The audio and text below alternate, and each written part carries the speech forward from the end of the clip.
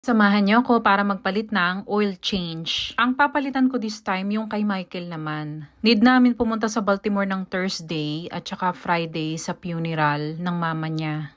First time kong gagawin ang oil change dito sa sasakyan ni Michael. Kasi ang sabi niya magpapa-oil change na lang daw siya, pero sabi ko wag na, bumili ka na lang ng oil tapos ako na lang mag-oil change. Sa totoo lang makakamura ka naman talaga kung ikaw mismo ang mag-oil change. Pero sobrang importante na may ramp ka.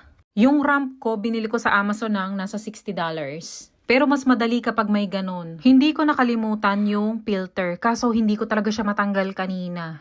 Sabi ko sa asawa ko, magmula ngayon, tayo na lang ang mag-oil change. Makakasave ka rin, siguro mga $20 din ang masisave mo. So mamaya, bibili ko ng magandang wrench para matanggal ko yung sa may oil filter.